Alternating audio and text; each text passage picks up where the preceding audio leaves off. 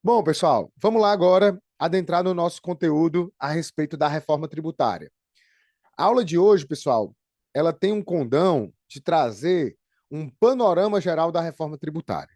Em alguns casos eu vou conseguir ir mais específico no detalhe e outros não.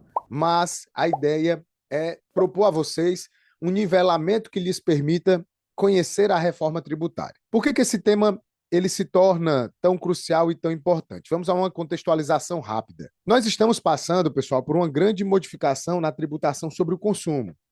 Nós também tivemos, no final de 2025, uma mudança relevante na tributação sobre a renda e também sobre o patrimônio. Nós tivemos o advento da Lei 15.270, que criou a tributação sobre as altas rendas, que trouxe toda aquela discussão sobre a tributação de lucros e dividendos. Então, nós temos a Lei 15.270. E nós tivemos também a questão da própria reforma tributária, alterando a tributação sobre o consumo, que foi incorporada ao nosso ordenamento jurídico tributário lá em 2023, por força da emenda constitucional 132, e nós tivemos, no ano de 2025, a aprovação da Lei Complementar 214 e em 2026 a aprovação da Lei Complementar 227. Esses instrumentos, eles precisam ser instrumentos de vocês aí de trabalho e de estudos diários, tá? Diários. Só que diante disso nós temos profissionais que estão buscando adquirir informações a respeito da reforma tributária, que é um turbilhão de informações, são muitas, todos os dias saem novidades. E aí nós temos profissionais que ficam tentando absorver de tudo, né? E aí acabam quebrando cabeça, acabam caindo em fake news, acabam sendo mal instruídos. Pois bem, por que nós precisávamos de uma reforma tributária? Pessoal, eu acho que essa resposta é fácil de dar, né? Nós temos um sistema oneroso, sistema tributário altamente oneroso, complexo, ultrapassado, ineficiente, um dos piores sistemas tributários do mundo, um sistema que traz muita insegurança jurídica para os profissionais, para as empresas. Associado a isso, nós temos um alto custo de conformidade tributária. É caro demais você obedecer à legislação tributária brasileira. E por mais que você tenha toda boa vontade de cumprir tudo aquilo que a legislação tributária te orienta, te manda, você ainda corre o risco de descumpri-la e de ser autuado, de ter que pagar alguma penalidade. Então, esse é um cenário verdadeiro, um cenário real que todos nós enfrentamos. E esse fato também de que o nosso sistema ele é ultrapassado e ele é ineficiente, isso não diz respeito, pessoal, a opiniões, tá? Nós temos uma linha do tempo que comprova isso. Só para vocês terem uma ideia, a última reforma tributária que nós tivemos no Brasil foi em 1965, com a emenda constitucional número 18 de 1965, que alterou a Constituição de 46. E essa reforma tributária, ela foi regulamentada pelo nosso CTN, pelo Código Tributário Nacional, que é de 66. Depois, nós tivemos, na Constituição Federal de 88, pequenas modificações no nosso sistema tributário nacional. Só que, desde essa época, já se sabia da necessidade de se promover uma reformulação mais profunda, principalmente na tributação sobre o consumo. Foi por isso que se iniciou, desde essa época, o protocolo de vários projetos de leis no Congresso Nacional, sempre com o fito de alterar a tributação sobre o consumo. Até que, em 2019, nós tivemos duas propostas que acabaram se tornando mais populares, ganhando mais força, que foi a PEC 45 de 2019, que era uma PEC da Câmara dos Deputados, e a PEC 110 de 2019, que era uma PEC do Senado Federal. Essas duas PECs, apesar de serem de 2019, elas ficaram engavetadas um bom tempo, tá? Ficaram engavetadas um bom tempo. Elas só saíram da gaveta em 2023, quando a PEC 45 de 2019 foi reapresentada com um texto substitutivo. Esse texto substitutivo era o texto da PEC 45A de 2019.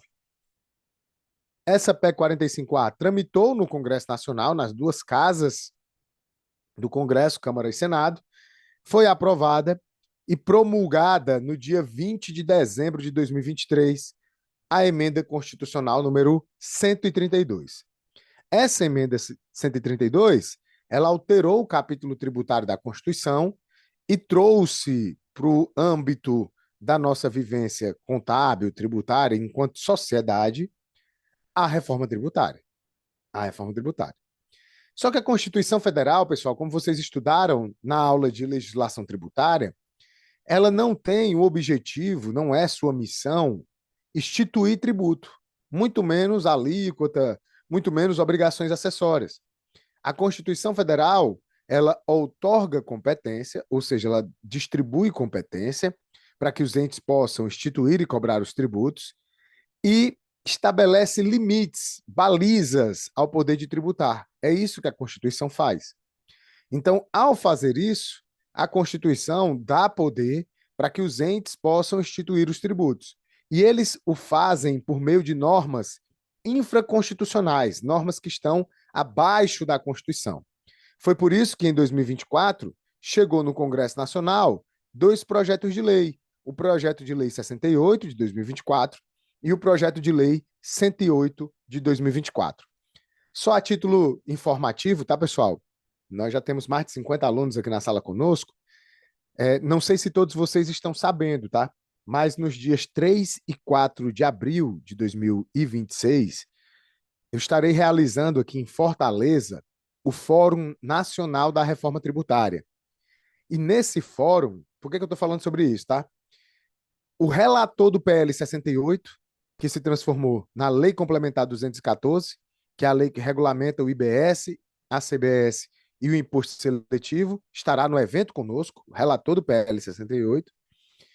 E o relator do PL 108 também estará conosco, que a lei complementar, o PL 108 se converteu na Lei Complementar 227 de 2026 e que trata da gestão e da administração do IBS. Então nós teremos no nosso evento os relatores desses dois projetos, tá? Importantíssimos na construção da reforma tributária. Pois bem, pessoal, dito isso, nós temos os dois projetos de leis que, como eu disse, foram protocolados no Congresso. O PL 68 se converteu na Lei Complementar 214, ainda em 2025, no dia 16 de janeiro de 2025, e o PL 108 se converteu na Lei Complementar 227. Dito isso para vocês, pessoal, o que é que a reforma como se só propôs? Qual que era a estrutura dessa reforma tributária? Primeiro, a criação de um IVA dual, o Imposto sobre o Valor Agregado, mas na sua função dual, ou seja, nos países onde existem IVAs, ele é um único imposto. No Brasil, o nosso IVA se dividirá em dois. Nós teremos o IBS, o Imposto sobre Bens e Serviços, e nós teremos a CBS, a Contribuição sobre Bens e Serviços. Além disso, essa regulamentação trouxe a figura do imposto seletivo. O imposto seletivo é um tributo de natureza extrafiscal, ou seja, ele serve para regular determinados comportamentos. E, nesse caso em específico, ele visa desestimular a produção, circulação, extração e comercialização de produtos e serviços que sejam considerados prejudiciais à saúde ou ao meio ambiente. Então, esse é o objetivo do imposto seletivo. Outra característica que está dentro da estrutura dos novos tributos é que a sua regulamentação ela seja única. Como a gente costuma dizer no Ceará, né? Pau que dá em Chico, dá em Francisco. Então, a regra que se aplicar ao IBS se aplica também à CBS, tá? Eles são irmãos gêmeos. Irmãos gêmeos. Vamos agora para a parte constitucional, tá? Os aspectos constitucionais da reforma tributária. E aí, gostou desse vídeo? Então vou fazer o pedido de sempre, você já sabe. Clique em curtir, compartilhar, clica no hype, se inscreve no canal, ativa as notificações. Nós estamos com uma meta de agora atingirmos a marca de 70 mil inscritos. 70 mil apaixonados por contabilidade e direito tributário. Então participe, eu conto com a sua ajuda. Diariamente nós estamos publicando novos conteúdos e você, para não perder nada, precisa estar inscrito. Vai lá, se inscreve e eu te vejo no nosso próximo vídeo.